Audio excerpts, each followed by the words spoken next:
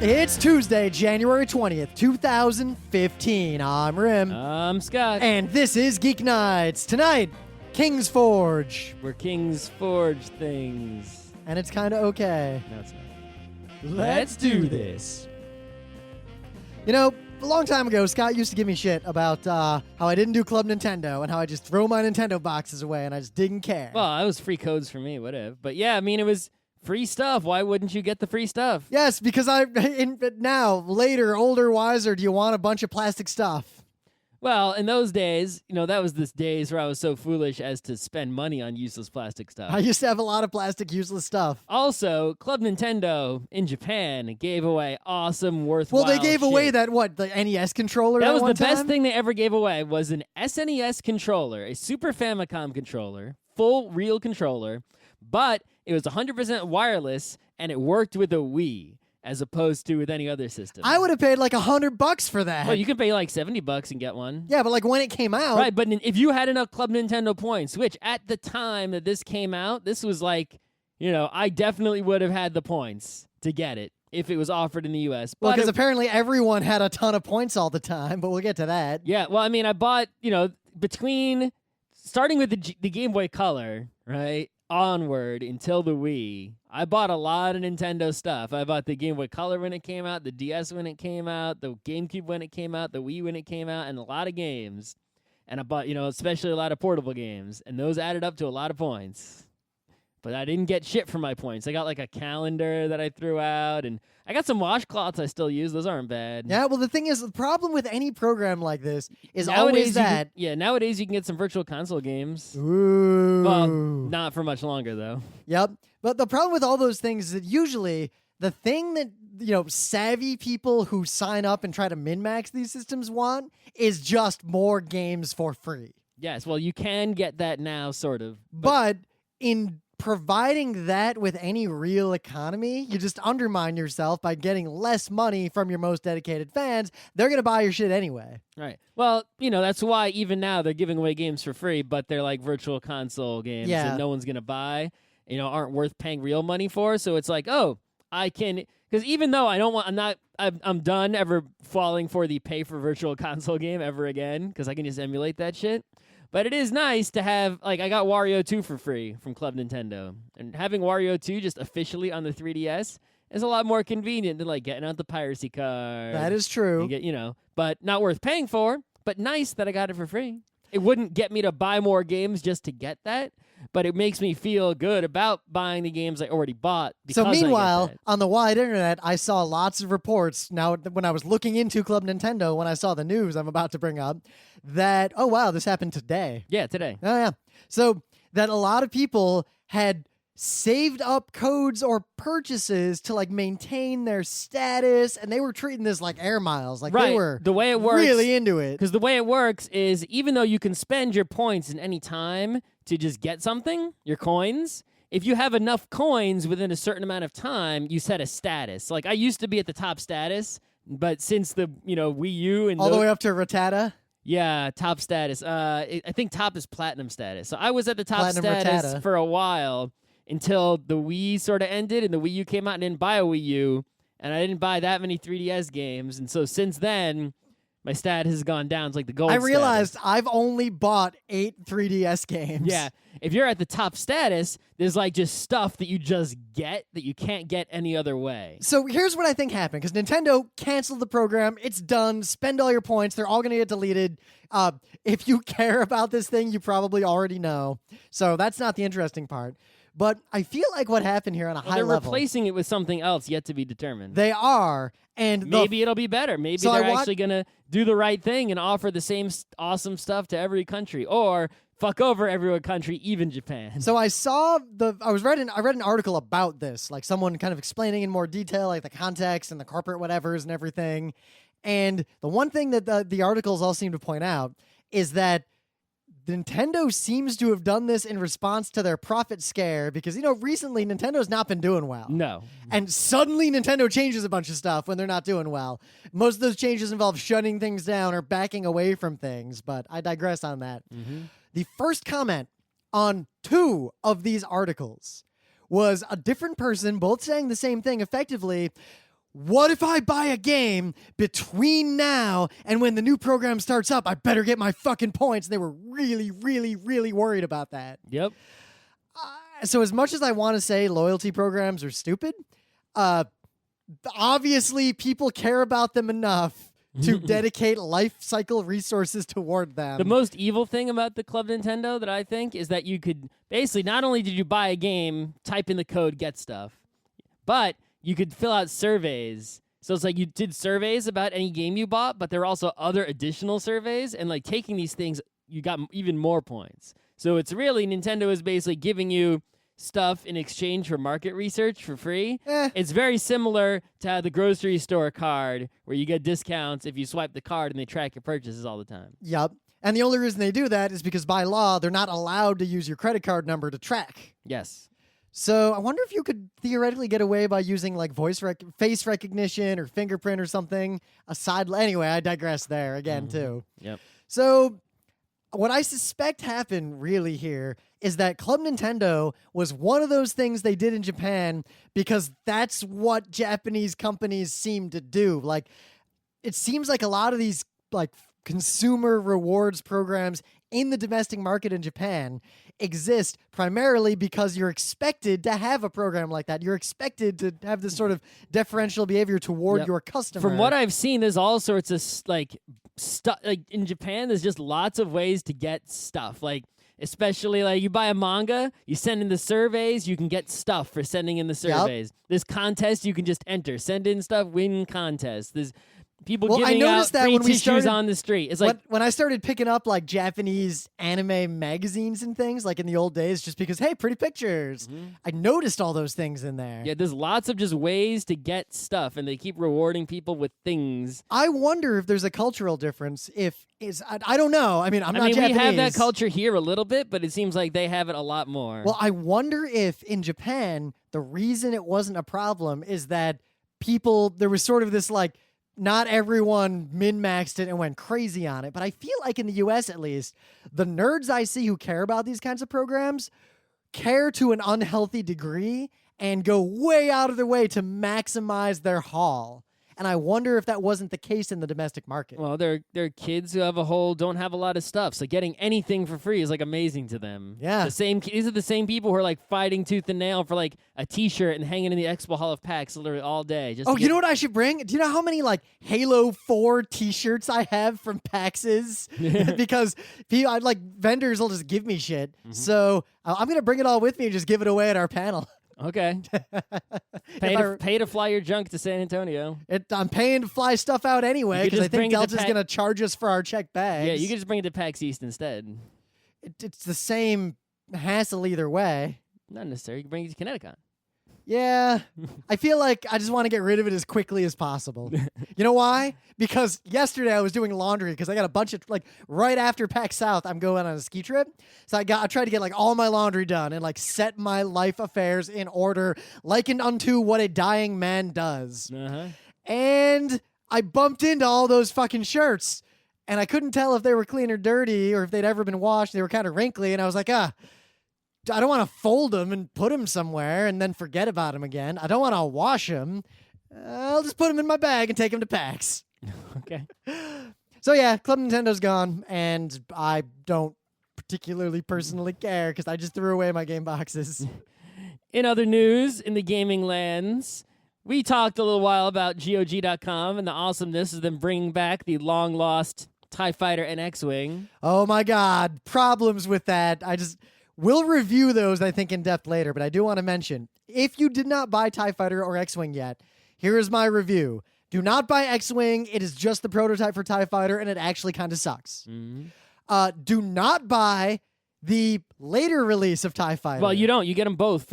There's no separation between You could buy them separately, I'm pretty sure. I'm pretty sure you buy them both together. I think you bought them in that pack. It's just TIE Fighter. I don't think they offer, like... I'm pretty sure you can buy the two editions separately. No, it's $10 and you get TIE Fighter. Oh, yeah, there we go. I didn't remember because I just bought it and it was a while ago. It's $10 and you just get everything. Extra Special Edition and TIE Fighter are separate listed here. I paid $10 and I got both. Yep, I'm trying to navigate this site. Anyway, there is a 1994 edition and a 1998 edition. The 1998 edition is garbage, and you should never play it. The actual good edition is the 1995 edition that they did not re-release. There is no way to get that edition. Wah, wah, wah. I guess you could pirate it and run it in DOSBox yourself. That might be better. So here's the differences. The 94 edition did something that games did not do well again until Tribes 2.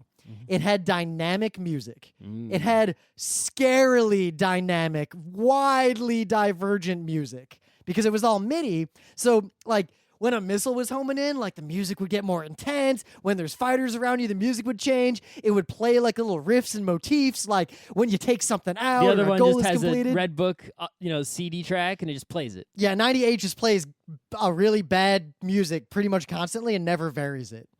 That alone is a reason to never play the new edition. The new edition uses a different flight model, which just isn't as good and not as fun. It has these ugly textures in it, and I guess they lost the original assets when they made that re-release because all the game menus and everything just look like shit, and all the cutscenes, the sound quality is bad, and the aspect ratio is wrong. So just play the original 94 edition or pirate the 95 CD edition. The only difference between 94 and 95 is that 94 is partially voice acted.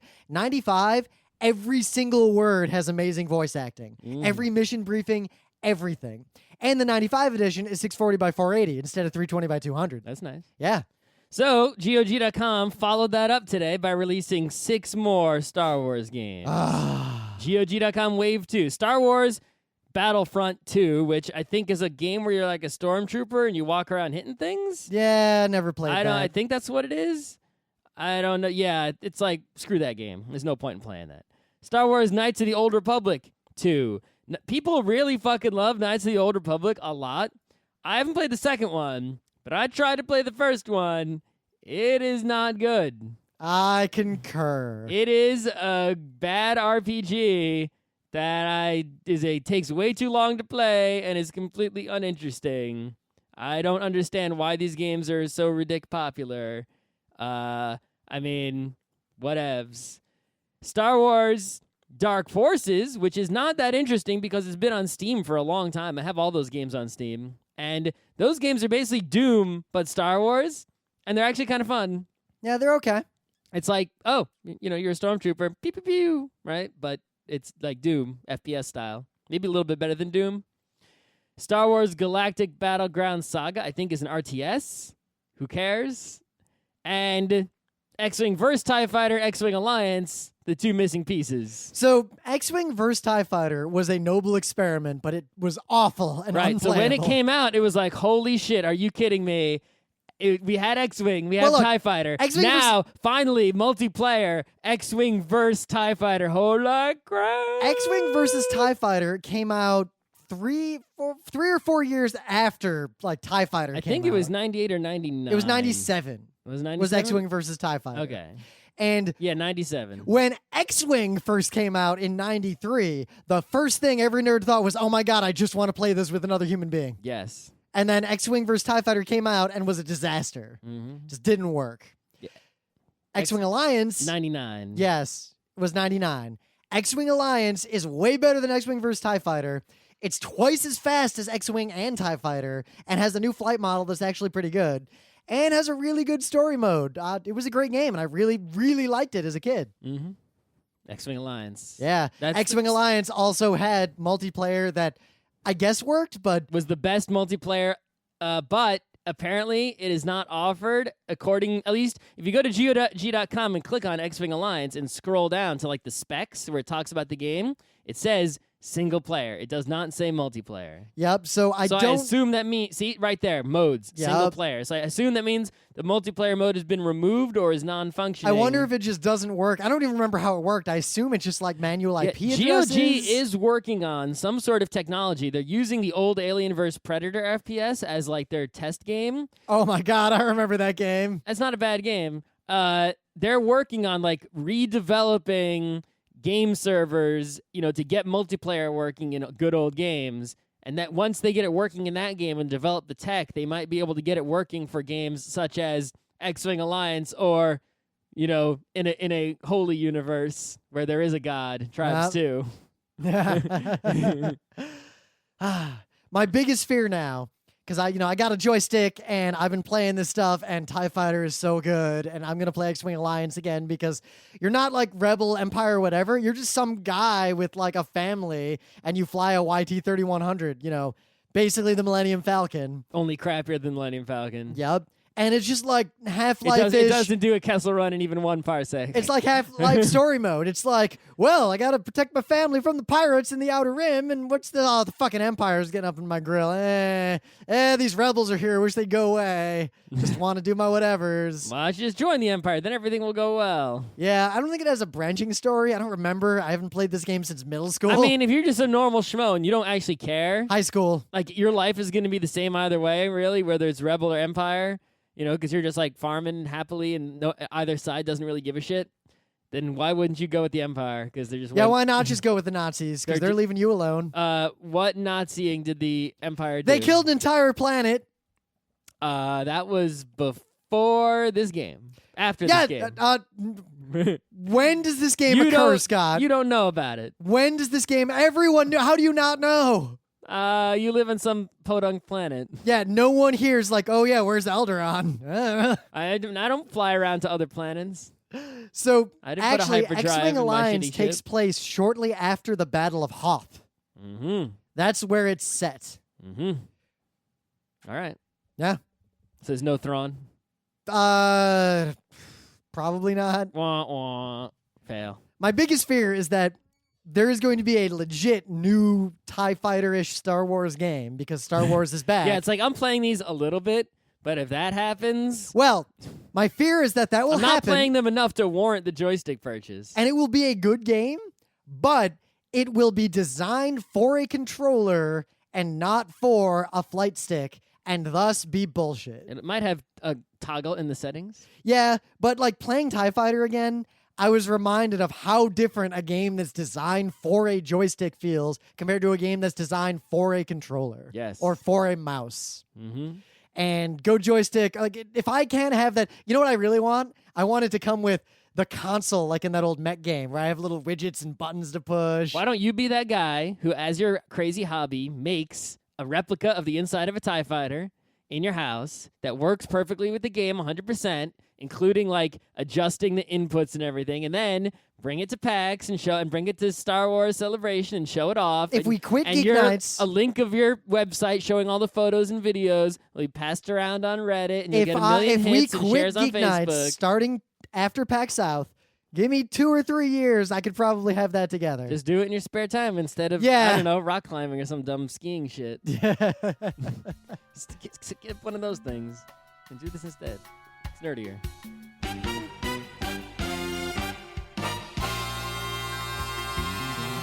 Anyway, things of the day. TED Talks were amazing, and then I kind of got sick of them because a lot of them were increasingly kind of woo-woo or information sparse. Well, the woo-woo ones mostly leaked in the TEDx's that weren't very well. But they're like, even some TED Talks weren't woo-woo in the like, this is chiropractic or acupuncture, but they were woo-woo in the, this is a really lofty, vague idea that doesn't actually go anywhere, and you obviously paid a lot of money to be involved in all this. Yeah, and also, people might learn things watching TED videos. I definitely learned things when I did watch them way back in the day. Kiki-booba?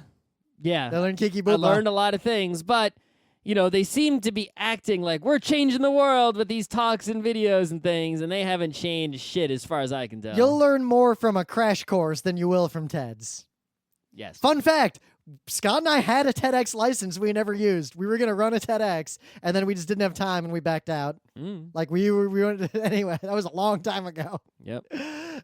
So, this is a parody of every TED Talk, and it's about the same thing that Seinfeld is about. If you see this, you don't need to see any other TED Talks except for the Kiki-booba one. Kiki-booba one. And I just want to point out that the top comment on this YouTube video is, and I quote, "This guy eats his own shit." So watch this video. He probably says so himself. It's pretty good. Mm-hmm. All right, so the AGDQ just ended. The Awesome Games Done Quick. The annual, recently ended. The annual spectacle, celebration of speed running, and also donating money to fight cancer and save the animals in Super Metroid, which is the right way to do it. It was actually kind of interesting because every year so far, Kill the Animals has won in the donations because people want to, it's faster that way. So, all these speedrun people are like, you got to kill the animals. You can't be saving them. That's slower. At the very last second, well, Save the Animals is winning the whole time, but then Kill the Animals pulled ahead towards the end because everyone waits until Super Metroid is actually being played to start donating, including myself. At the very last possible second, some dude, we don't know who it is, donated like multiple tens of thousands to put Save the Animals over the line, and his donation message was just, get wrecked. Oh my God. I got a second thing of the day. Okay. Ben Kachir just tweeted this. It's a supercut of every user interface in the first Star Wars movie. Okay. Episode 4. Every TIE Fighter X-Wing interface. Well, you can use that when you're making your replica. Yeah, I can. Oh my God. That's your reference material. So anyway, continue. So at the AGDQ, there were many amazing things to see this year, but the most amazing of them all to me was Tetris the Grandmaster.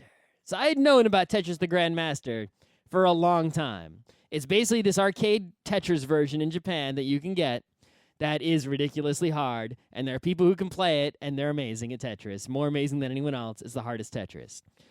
Not until I watched this video did I truly understand everything that is to know about Tetris the Grandmaster. I mean, everything I knew was correct. It is the hardest, most crazy Tetris arcade game in Japan. It is far crazier than I could possibly imagine. And in this video, we see what is almost definitely the best non-Japanese Tetris Grandmaster players demonstrate their skill as and explain to you all the things that I have learned. If you know or care about video games at all, I don't care if you don't like speedrunning. And yes, it is a speedrun, even though it's Tetris, and you'll understand if you watch it.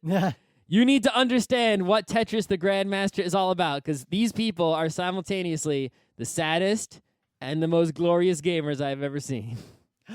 In the meta moment, we are going to be live at PAX South this weekend on Sunday, January 25th at 4:30 p.m. in the Armadillo Theater. We are presenting Bad Games. So bad. The baddest. Yep.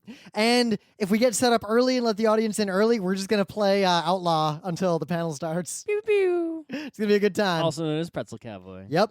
The book club book is Watership.Down. It's a story about amazing rabbits on an amazing journey. Maybe I'll read it on an airplane. Maybe you should. Maybe, when you get to the cultist rabbits, I already selected the next book club book. I've selected the next book club book. Whoa. If yours is a bad book, however, I'm redirecting back toward I don't know. Monsieur Dumas.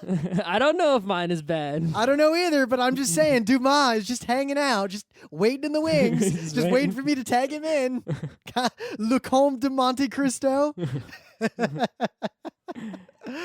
Anyway, and I started a new live streaming series, and I'm going to keep improving on it. Just people always ask me, well, no, one or two people have occasionally asked me how to be good at Advance Wars. So I'm putting together a series on how to be good at Advance Wars.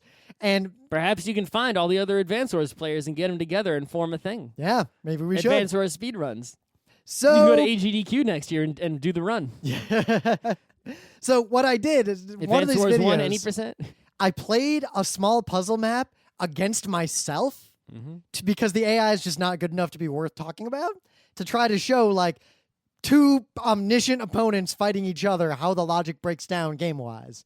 And the first comment in the live stream was... This guy sure likes playing with himself?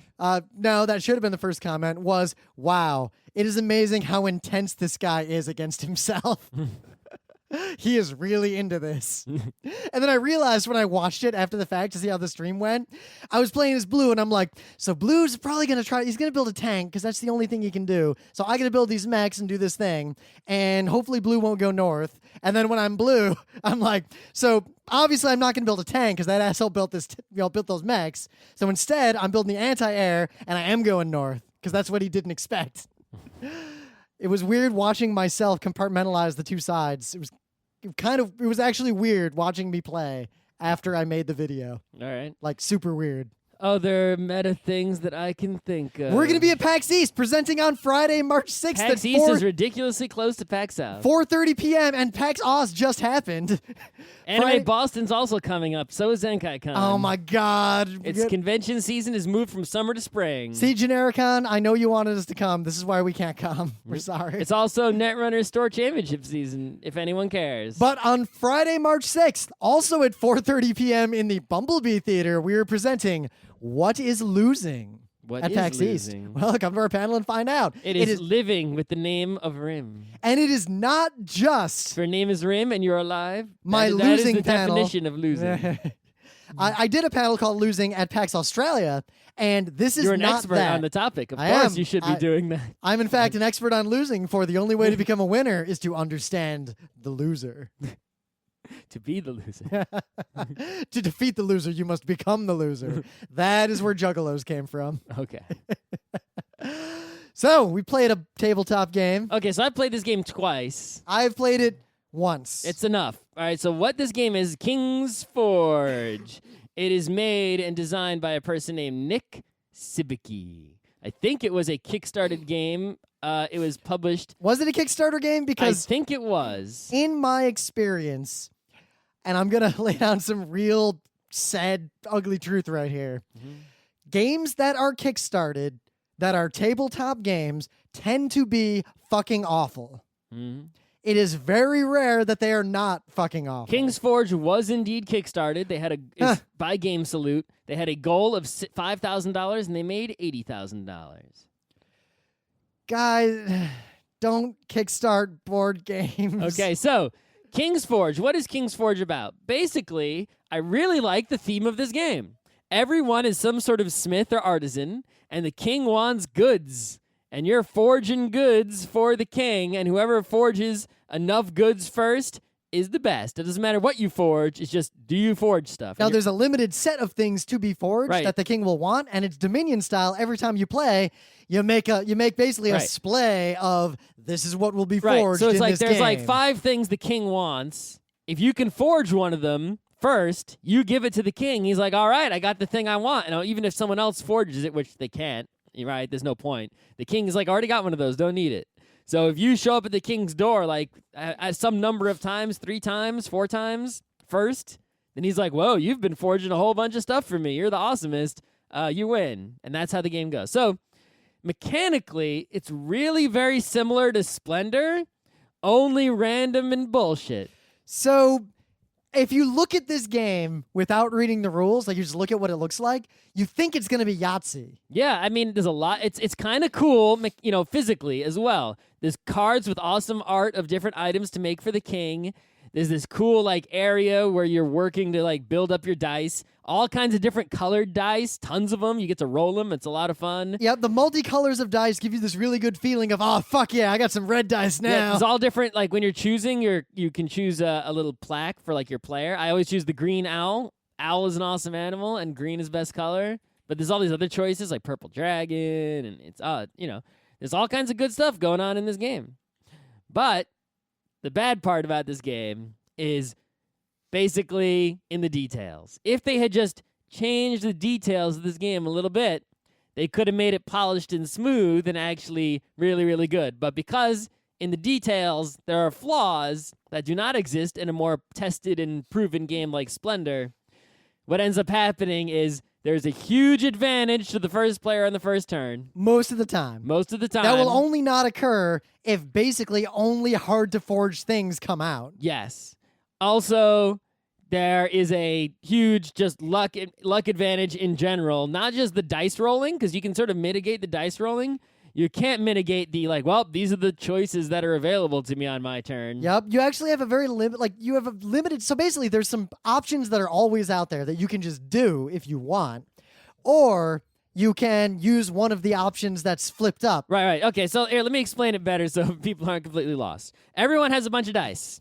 Some of black dice you start with. Yeah, boring dice, crap dice. But you can get better. You can basically, on your turn, you can, if you want to, do something which usually involves spending dice, either losing them permanently or for the turn, in order to get better dice that you only will be able to use on a future turn. So, for example, give up 3 black dice this turn, and then for the next turn, you get a green die. Yep, or give up a green die permanently, get a blue die starting next turn, right? Then at the end of your turn, any dice that haven't been used, right, you get to roll.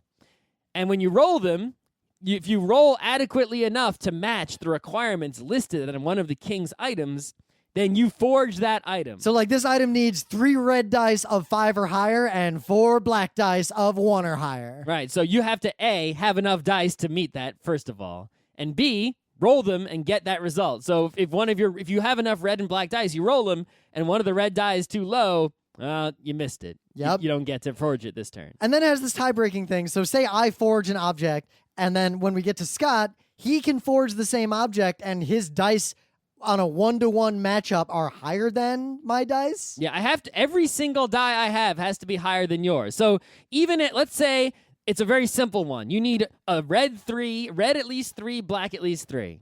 Rim rolls 4-4. Red 4, black 4. I roll red 6, black 3. So I met the requirements.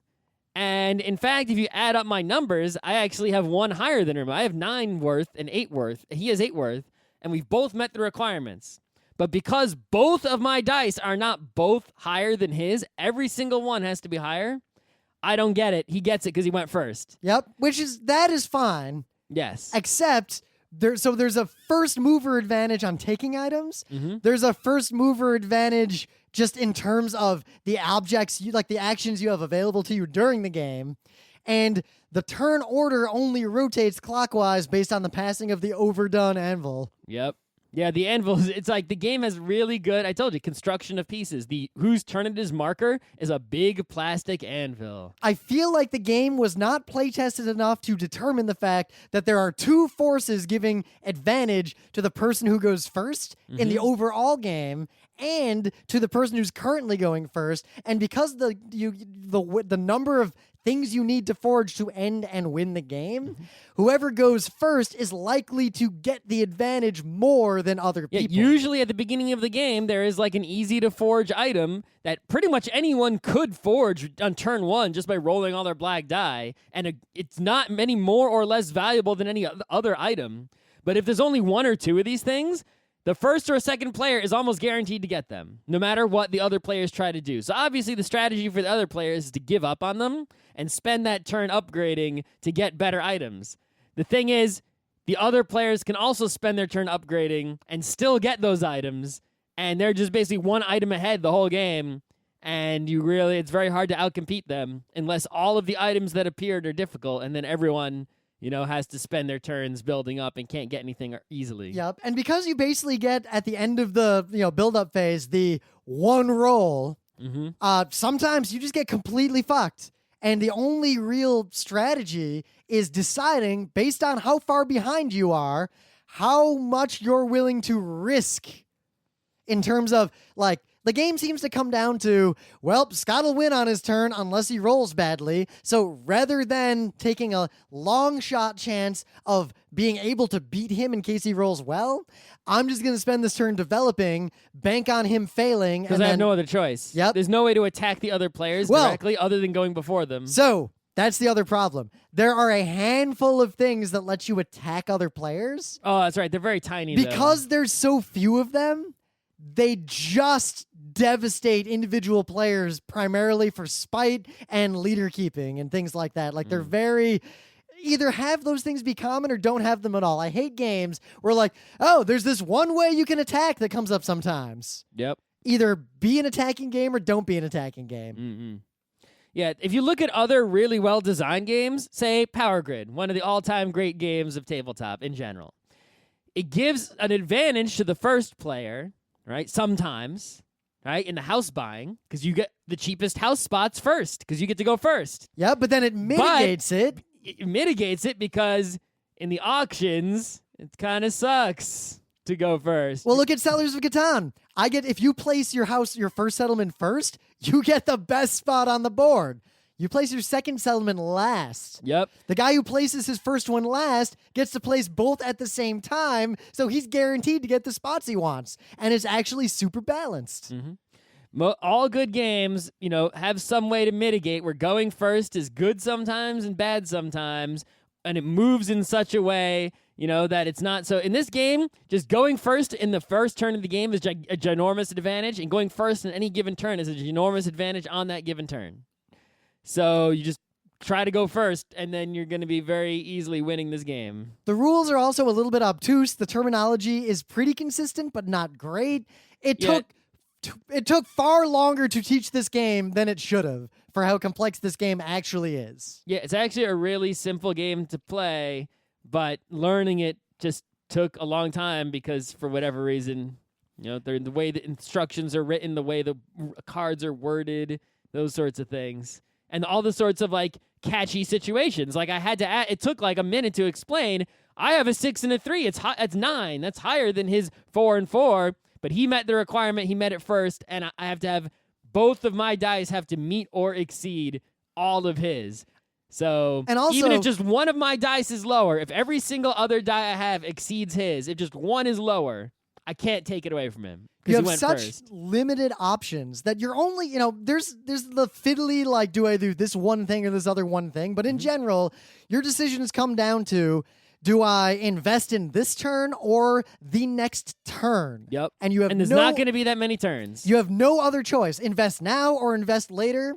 Everything else is pretty obvious and boring. The way Splendor mitigates a lot of this is in this game, you get 4 items or something and it's over and that's it. Yep. In Splendor, it's you're buying cards like crazy. There's so many things to buy constantly coming out all the time.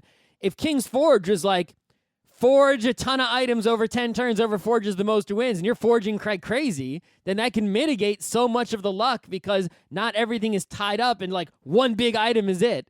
It's I'm forging a whole bunch of stuff. Everyone's forging a whole bunch of stuff. And then it comes down to the smaller optimizations in your play as opposed to the random chance I got that one item by luck, I win. Yep. And the other problem I had was with the, you get the semi-randomized set of actions that are going to be available, and that's the set for the whole game.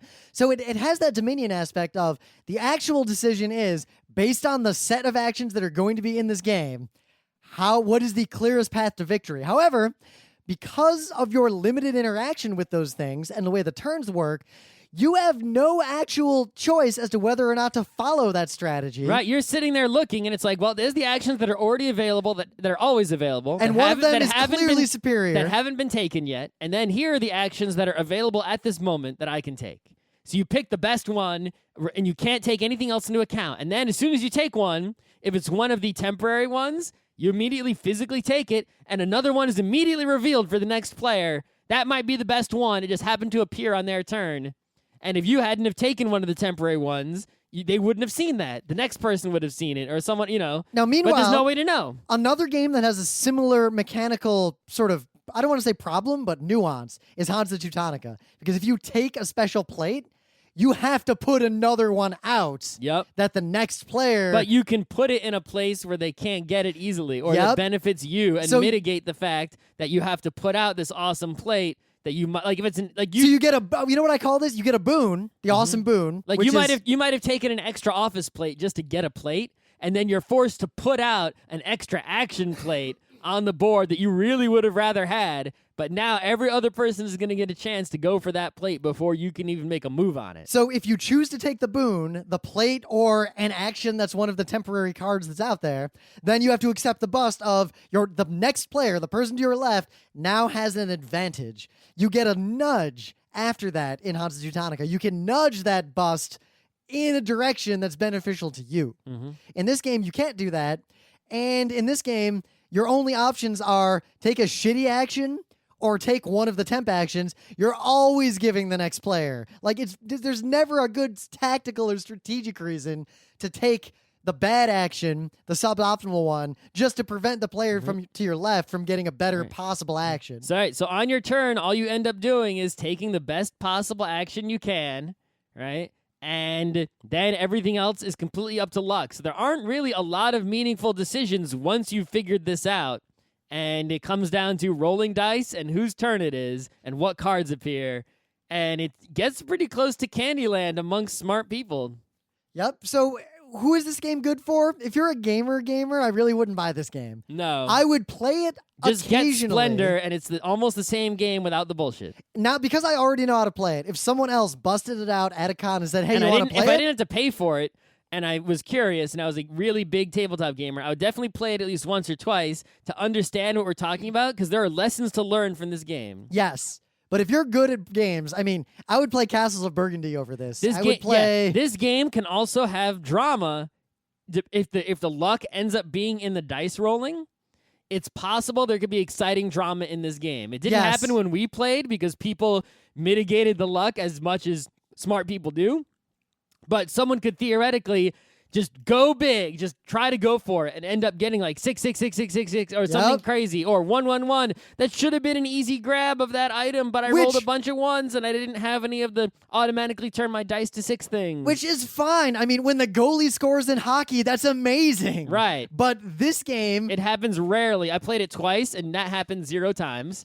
It was just theoretically always in the back of everyone's mind. It never actually happened. So in terms of the brain feel as a result, like, if I win or lose this game, those two feelings are not different. Because if I win, I feel like it was because of, the luck and the randomness and the order of the cards. And if I lose, it's because of the exact same thing. Yeah, this is one of those games I get frustrated playing, and it's like, I'm usually not I'm not frustrated playing a bad game or losing a good game. I'm frustrated when there's a potential for goodness that was taken away. Right? You know how many times when the rules were being explained to us, me or Scott would be like, oh, and then you do X because that would be cool. And then the guy's like, no, actually, you just do Y. Right. This game, if they had just play tested it more, worked on it harder, and didn't spend all their Kickstarter money on a fancy plastic anvil and high-quality pieces and high-quality arts and all the other things that actually are kind of good about this thing, if they had made the game better, then...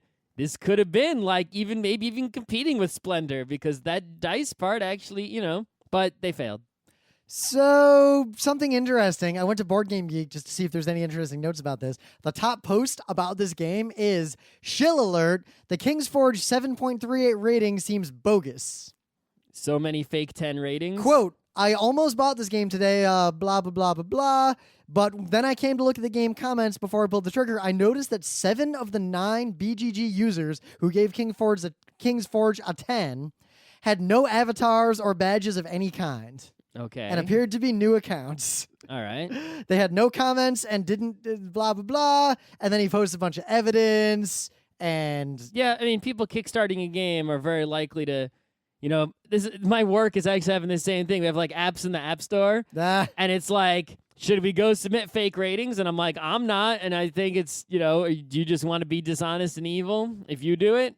But if I made it, don't I think it's a great app? Right, but it's like, go for it. Go submit your, fake, review that you want for your own app to try to boost it up in the App Store ratings. Yep. Instead of letting it live on its own merits. Just don't click on your own ads in YouTube or your account's just going to be fucking shut down. Yeah, well. We'll talk about that another time. At least the AdSense part of your account. Yeah.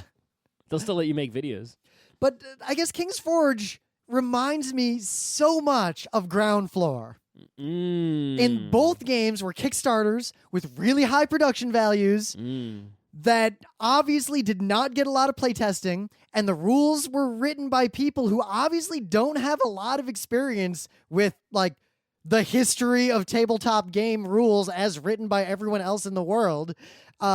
They make a lot of amateur mistakes. There's obvious flaws. There's usually like a fixed rule or errata that comes out pretty soon after the game. Yep. Like in like the thing that was in Ground Floor that was really broken was that advertising thing.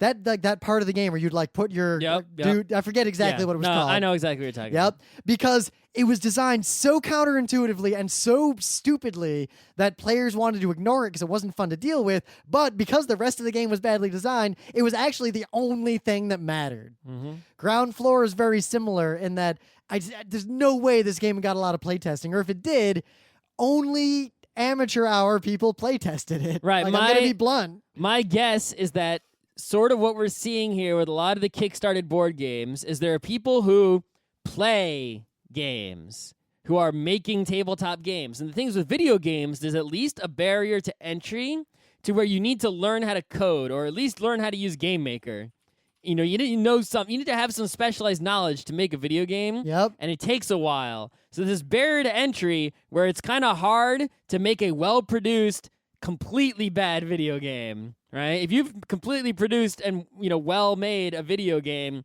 code and art-wise, you must know something kind of good. Well, look, we were just at an event at Microsoft where we got to demo a whole bunch of like unreleased indie video and tabletop games. You know what? The unreleased, didn't put a lot of time into these yet, and far from polished video games were almost universally amazing. Yep. You could Meanwhile, you could see unique things in there that were worth, that if they just, worked on them some more, they could turn into gold, like Nidhogg level gold. Meanwhile, and another ugly truth here, almost every tabletop game that is indie and unreleased that I have ever play tested or played or done a demo of with anyone has been awful. Mm-hmm. Almost every. There are exceptions, like Jeremy's game he's working on is actually really good. Yeah, no. Or Jeremy's game is better than any tabletop game I've demoed. Or like that weirdo Luke Crane when he made us play that tabletop game that one time at UberCon. Yeah, that role playing game. Yeah. Or then now the mouse swords game, Swords and Strongholds. Yep, but those are made. That's made by a real game maker. Exactly. The barrier to entry of tabletop is low, so a lot of tabletop games get kickstarted with really high production values. Well, also you don't need to be a good tabletop game to make a lot of money. Look at Munchkin. Munchkin is the king. Yeah. Cryptozoic is the king. Yeah. And that's what people are going for. They got $80,000 for their Kickstarter no matter what. They have the money. The thing is, if I were budgeting to make a tabletop game, it would be more than $80,000. They asked for $5,000. Yeah, if I were this is me, the product manager, all the other work I do in my life. If I were budgeting a company to make a game like King's Forge and sell it for real, my budget would be about $120,000 to $150,000 minimum. Probably.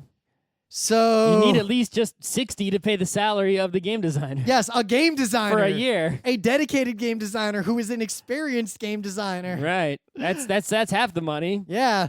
And then contracting out art, and then extensive playtesting that takes longer than the game design, maybe. Yeah.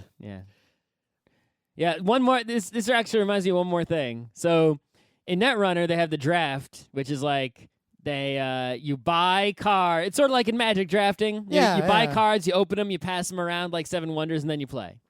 So they charge money for this, and it's not the official draft is not very good, and it costs a lot of money to play, so it's very hard to get people to do it. We did it once, and that was sort of it, in New York at least. So what some people do is they make a cube, which is a thing people have done in Magic, where it's like, make your own, draft, pile of cards and pass it around, and everyone will draft out of that, and that way we don't have to pay money. We just take cards you already own, put them in a pile, and we can have all the fun of drafting without whatever. Yep. And I was like, the guy's like, oh yeah, my cards are all. I get into a discussion with a dude. He's like, oh, why don't you want to play the cube? And I'm like, dude, it's basically the same thing we're talking about here. It's a game made by a player. Yeah, okay, Netrunner wasn't made by the player, but this cube is like, how do you know your cube is balanced? What kind of rules you got for this cube? He's like, oh, but it's been made by, Magic players have been doing this for a long time. It's like, I don't care. The card selection, how much have you play tested this? You're basically asking me to be a play tester. Yep. But people really like doing it, despite how crappy it is. Yeah, I mean, guys. The same people that like King's Forge. We will playtest your game either if you're a close personal friend or for money. Yeah, we're not going to playtest your game at a con. Yeah. And it's like, and the guy brought his cube to the next Netrunner night. He's like, does anyone want to play my cube? And it was like, nope, no one wanted to play his cube. Yep. Yeah, this is we did that panel, How to Win at Games. Remember how we talked about if you understand games truly well, you ruin most games for yourself? If you get good at games, you're going to sound exactly like us about the 90% of tabletop games you ever play.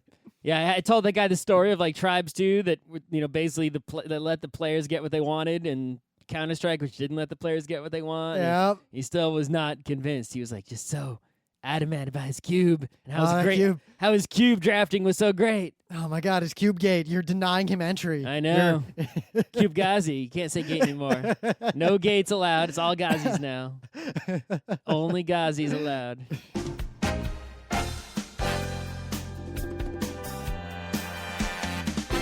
This has been Geek Nights with Rim and Scott. Special thanks to DJ Pretzel for the opening music, Kat Lee for web design, and Brando K for the logos. Be sure to visit our website at frontrowcrew.com for show notes, discussion, news, and more. Remember, Geek Nights is not one, but 4 different shows. Sci-Tech Mondays, Gaming Tuesdays, Anime Comic Wednesdays, and Indiscriminate Thursdays. Geek Nights is distributed under a Creative Commons Attribution 3.0 license.